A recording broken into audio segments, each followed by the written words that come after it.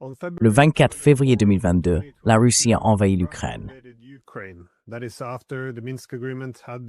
C'est après que l'accord de Minsk a été saboté pendant 7 ans. La Russie a décidé d'envahir et d'imposer la neutralité par la force.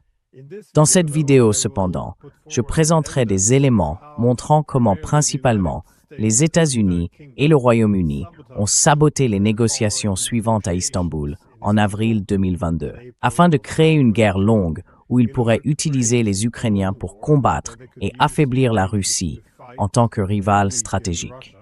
Je suis bien conscient que cet argument est considéré comme controversé, mais nous devrions aussi nous demander pourquoi il est considéré comme tel. En d'autres termes, les États-Unis ont une stratégie hégémonique dans laquelle leur sécurité repose sur l'idée de la domination perpétuelle des États-Unis.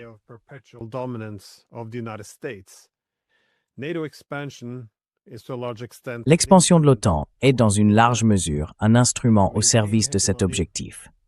Pour maintenir son hégémonie, les États-Unis cherchent à affaiblir les centres de pouvoir rivaux, la Russie étant l'un d'eux. Alors, pourquoi est-il difficile, voire controversé, de soutenir que la stratégie américaine vise à préserver la primauté mondiale, plutôt qu'à agir comme une sorte d'amnesty internationale dotée de l'arme nucléaire, cherchant simplement à défendre la démocratie et la liberté des autres peuples? Je peux me tromper en affirmant que l'OTAN cherche à se battre jusqu'au dernier Ukrainien, mais abordons au moins les preuves du sabotage de l'accord d'Istanbul, sujet interdit dans les médias, car il tend à perturber le récit de la guerre.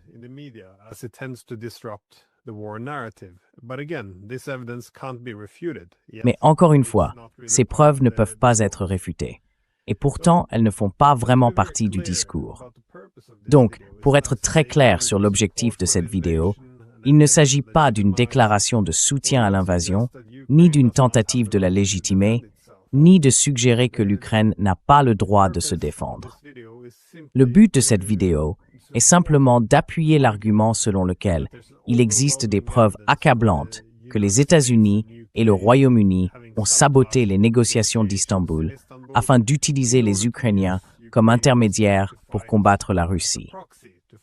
Cela est essentiel pour comprendre pourquoi nous avons une guerre, pourquoi elle n'a pas pris fin depuis 4 ans, et ce qu'il faut réellement pour y mettre un terme.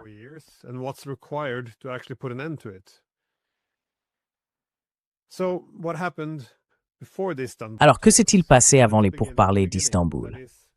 Commençons par le début. Le lendemain de l'invasion de l'Ukraine par les Russes, le 25 février 2022, le président Zelensky avait déjà confirmé, et je cite, « Aujourd'hui, nous avons entendu de Moscou qu'ils veulent encore discuter. Ils veulent parler du statut neutre de l'Ukraine. Nous n'avons pas peur de parler de neutralité. » Le jour suivant, soit le 2e jour après l'invasion, le 26 février 2022, Zelensky a de nouveau réaffirmé sa volonté de négocier la neutralité de l'Ukraine. Il a déclaré « Si des discussions sont possibles, elles doivent avoir lieu. »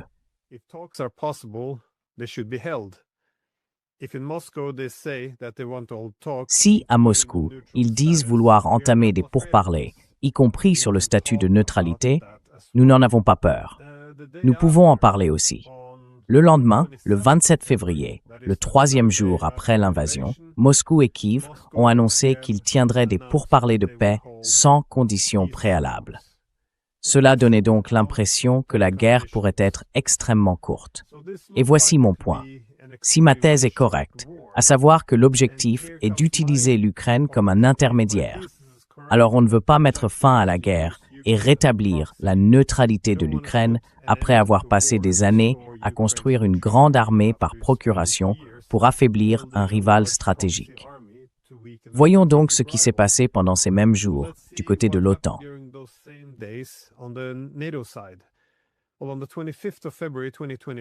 Eh bien, le 25 février 2022, le premier jour après l'invasion russe, après que Zelensky eut accepté de discuter de la neutralité, le porte-parole américain Ned Price annonça que Washington rejetait les pourparlers de paix sans conditions préalables, insistant sur le fait que les États-Unis ne pouvaient accepter la diplomatie qu'après le retrait de la Russie d'Ukraine. Selon les mots de Ned Price, je cite, « Nous voyons maintenant Moscou suggérer que la diplomatie se fasse au bout d'un canon. Et il ajouta, « Si le président Poutine est sérieux au sujet de la diplomatie, il sait ce qu'il peut faire. Il devrait immédiatement mettre fin à la campagne de bombardement contre les civils, ordonner le retrait de ses forces d'Ukraine et indiquer très clairement et sans ambiguïté au monde que Moscou est prêt à désamorcer la situation. »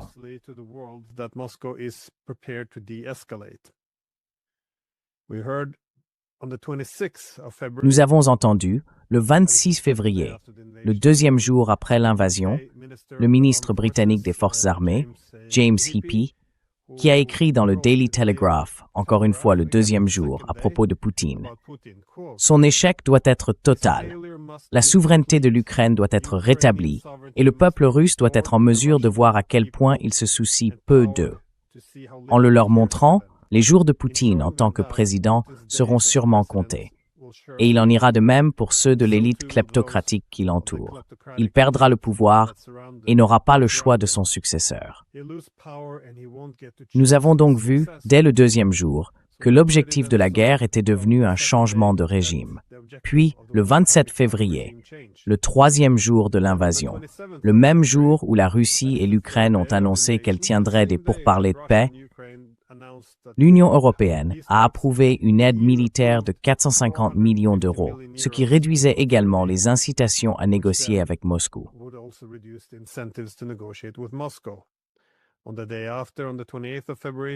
Le lendemain, le 28 février, le porte-parole du Premier ministre britannique Boris Johnson a déclaré, je cite, « Les mesures que nous mettons en place, que de larges parties du monde mettent en place, visent à faire tomber le régime de Poutine, histoire de bien souligner qu'il s'agissait d'un changement de régime. » Puis, en mars 2022, alors que des pourparlers devaient débuter entre les Ukrainiens et les Russes, le porte-parole américain Ned Price a été interrogé sur le soutien éventuel des États-Unis à l'accord négocié que Zelensky proposait.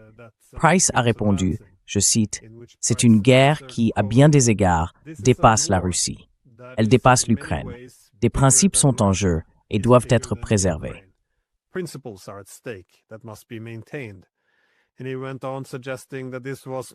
Et il a ensuite suggéré que cela concernait davantage l'ordre mondial et les règles que l'Amérique devait faire respecter.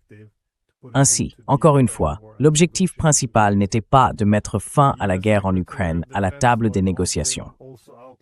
Le secrétaire américain à la Défense, Lloyd Austin, a également défini l'objectif des États-Unis dans la guerre en Ukraine comme l'affaiblissement d'un rival stratégique, déclarant, je cite, « Nous voulons voir la Russie affaiblie au point qu'elle ne puisse plus faire les choses qu'elle a faites en envahissant l'Ukraine. » Ainsi, la Russie a déjà perdu beaucoup de capacités militaires et un grand nombre de ses soldats, très franchement, et nous voulons qu'elle ne soit pas en mesure de reconstituer rapidement cette force.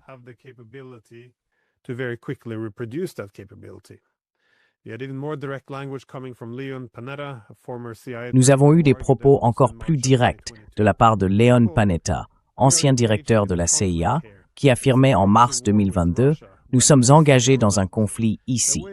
C'est une guerre par procuration avec la Russie, que nous le disions ou non. Le moyen d'obtenir un levier, c'est franchement d'aller tuer des Russes. » Pourtant, dans les médias, le récit restait que tout cela concernait la démocratie et la souveraineté de l'Ukraine. D'autres preuves sont apparues le 22 mars 2022, lorsque Niall Ferguson a publié un article dans Bloomberg. Il y citait des sources des gouvernements américains et britanniques et concluait que la préférence était désormais, je cite, « d'étendre le conflit afin d'affaiblir Poutine, car la seule issue désormais est la fin du régime de Poutine. »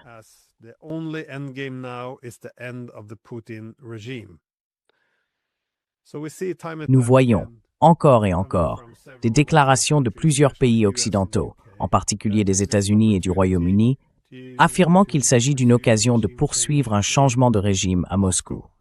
Alors, pourquoi se presser de mettre fin à la guerre? Pour bien souligner le propos, nul autre que le président Zelensky, le 27 mars 2022, a accordé une interview à The Economist. Dans cette interview, il a déclaré, et je cite, « Chacun a des intérêts différents.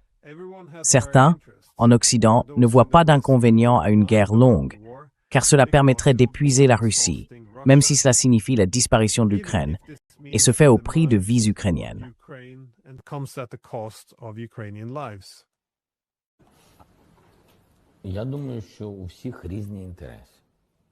Je pense que chacun a des intérêts différents.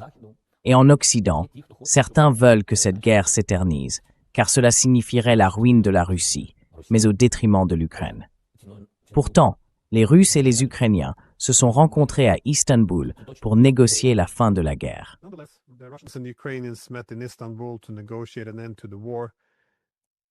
De grands progrès avaient été réalisés, et ils étaient même proches d'un accord. C'est alors que les États-Unis et le Royaume-Uni ont saboté le processus, en grande partie sous l'impulsion de Boris Johnson, qui s'est rendu à Kiev et a expliqué aux Ukrainiens exactement ce que les États-Unis et le Royaume-Uni ne feraient pas, à savoir soutenir un accord de paix précoce.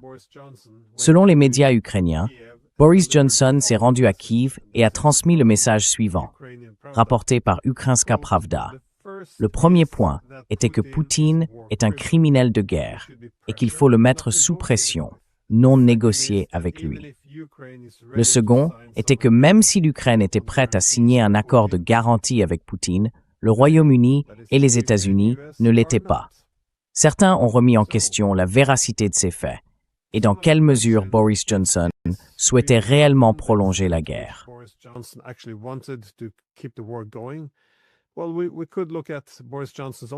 Eh bien, nous pourrions examiner les propres déclarations de Boris Johnson.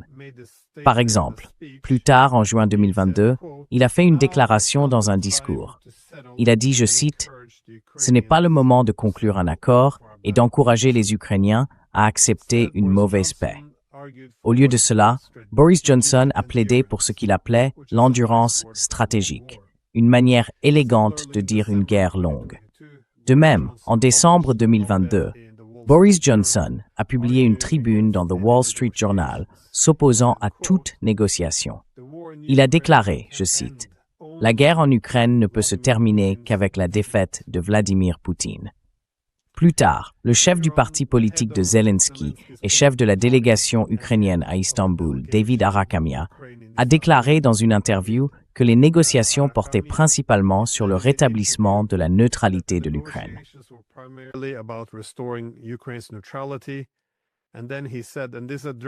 Et puis il a dit, et c'est une citation directe, que Boris Johnson était venu à Kiev et avait déclaré qu'il ne signerait absolument rien avec eux et qu'il fallait simplement aller à la guerre. Voilà donc la contribution de Boris Johnson. Les pourparlers ont eu lieu en 2022. La Turquie a agi comme médiatrice à Istanbul et l'ancien Premier ministre israélien, Naftali Bennett, a également joué un rôle de soutien. Voyons donc comment ils ont évalué les négociations.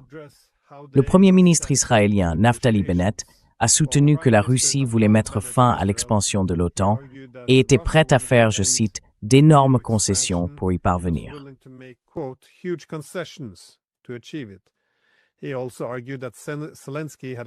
Il a également soutenu que Zelensky avait accepté les conditions de neutralité. Selon Bennett, je cite, « Les deux parties voulaient vraiment un cessez-le-feu. » Cependant, il explique ensuite que l'Occident a bloqué l'accord de paix parce qu'il y avait, je cite, « une décision de l'Occident de continuer à frapper Poutine. » C'était donc l'idée générale. Ils ont formé des centaines de milliers d'Ukrainiens, ils les ont armés, et c'était maintenant l'occasion d'utiliser ces Ukrainiens pour affaiblir la Russie, un rival stratégique. Pourquoi les États-Unis et le Royaume-Uni accepteraient-ils un accord de paix dans lequel l'Ukraine deviendrait neutre? Encore une fois, ce n'est guère une théorie du complot. Cela n'a tout simplement pas de sens.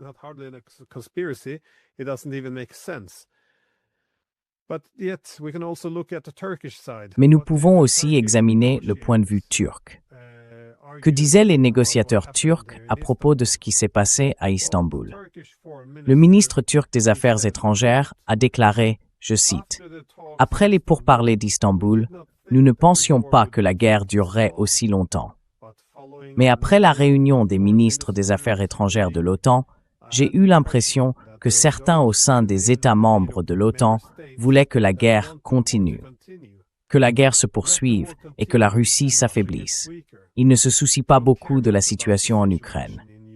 Tels furent les propos du ministre turc des Affaires étrangères. Nous pouvons également écouter le vice-président du parti politique d'Erdogan, qui a confirmé que Zelensky était prêt à signer l'accord de paix avant l'intervention des États-Unis et du Royaume-Uni.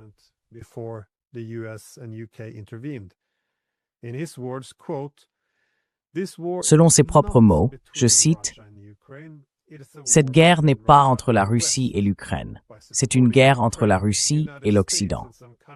En soutenant l'Ukraine, les États-Unis et certains pays d'Europe entament un processus qui prolonge cette guerre. Ce que nous voulons, c'est mettre fin à cette guerre. Quelqu'un essaye de ne pas y mettre fin. Les États-Unis considèrent la prolongation de la guerre comme étant dans leur intérêt.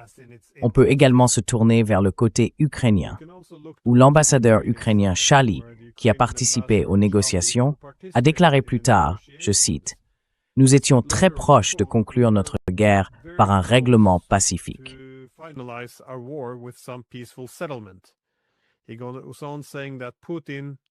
Il poursuit en disant que Poutine a tenté de tout faire pour parvenir à un accord avec l'Ukraine. Il ajoute qu'ils en étaient arrivés à ce qu'il a qualifié de compromis très réel. Nous avons également entendu des commentaires similaires d'autres personnes, comme le général à la retraite Harald Kujat. Il est l'ancien chef des forces armées allemandes et a également été président du comité militaire de l'OTAN, le poste militaire le plus élevé au sein de l'Alliance. Il a confirmé non seulement que l'OTAN avait contribué à provoquer cette guerre, mais aussi que Boris Johnson avait saboté les négociations de paix afin de mener une guerre par procuration contre la Russie, c'est-à-dire pour affaiblir la Russie en utilisant les Ukrainiens.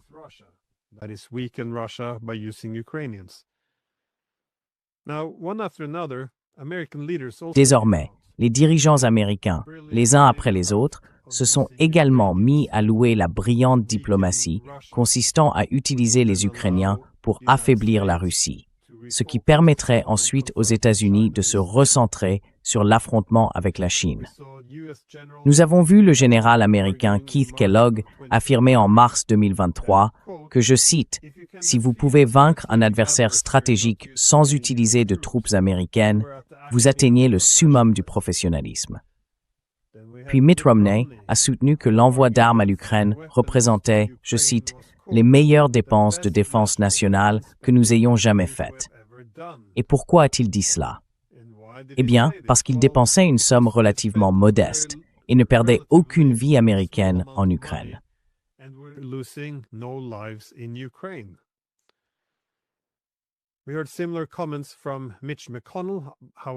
Nous avons entendu des commentaires similaires de la part de Mitch McConnell. Cependant, il a soutenu que les États-Unis ne devaient pas se laisser emporter par l'idéalisme, affirmant que, je cite, « Les raisons les plus fondamentales de continuer à aider l'Ukraine à affaiblir et à vaincre les envahisseurs russes relèvent d'intérêts américains froids, durs et pratiques. Nous savons tous que le combat de l'Ukraine pour reprendre son territoire n'est ni le début ni la fin de la compétition stratégique plus large de l'Occident avec la Russie de Poutine. » Nous avons également entendu le sénateur Richard Blumenthal affirmer que notre investissement en Ukraine est rentable, car, pour moins de 3% du budget militaire de notre pays, nous avons permis à l'Ukraine de réduire de moitié la puissance militaire de la Russie.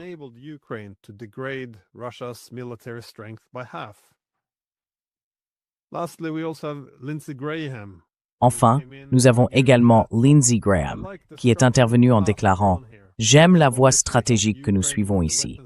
Tant que nous aidons l'Ukraine avec les armes dont elle a besoin et un soutien économique, elle se battra jusqu'au dernier homme. » En 2024, il est devenu évident que l'OTAN ne pouvait pas utiliser les Ukrainiens pour épuiser la Russie, et qu'en réalité, la Russie était en train de gagner.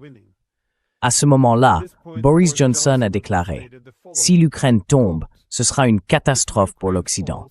Ce sera la fin de l'hégémonie occidentale. » Cependant, nous avons également constaté que dans chaque guerre, les Européens ont soutenu que la diplomatie est l'outil le plus important pour mettre fin à un conflit, ou plutôt correction, dans chaque conflit que les Européens ne mènent pas eux-mêmes.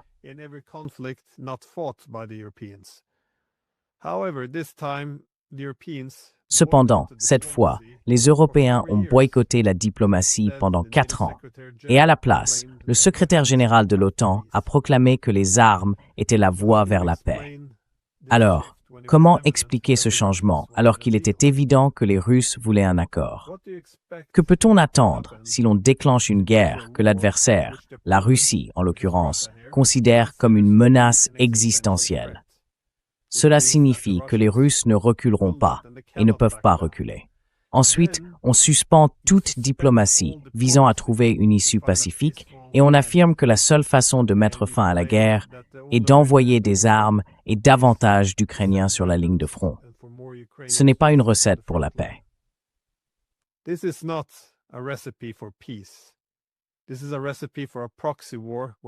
C'est une recette pour une guerre par procuration où nous combattons à travers les Ukrainiens.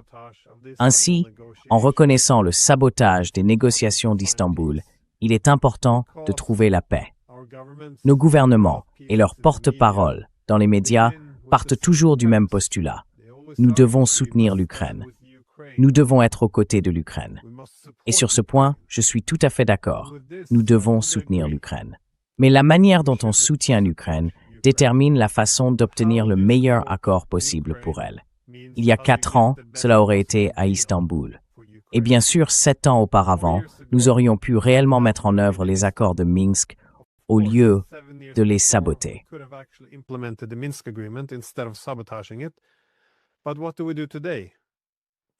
Mais que faisons-nous aujourd'hui? 4 ans après le début de cette invasion, il s'agit désormais d'obtenir le meilleur accord possible. Soutenir l'Ukraine ne devrait pas signifier traquer les Ukrainiens, les arracher à leur foyer et les envoyer sur la ligne de front pour se battre jusqu'au dernier homme dans l'espoir d'affaiblir la Russie en tant que rival stratégique de l'OTAN. Chaque jour que cette guerre se poursuit, les Ukrainiens perdent davantage d'hommes, d'infrastructures et de territoires. Allons-nous donc continuer à prétendre que l'objectif de cette guerre a été d'aider l'Ukraine, alors que les preuves montrent clairement que le véritable but est d'utiliser les Ukrainiens pour affaiblir la Russie?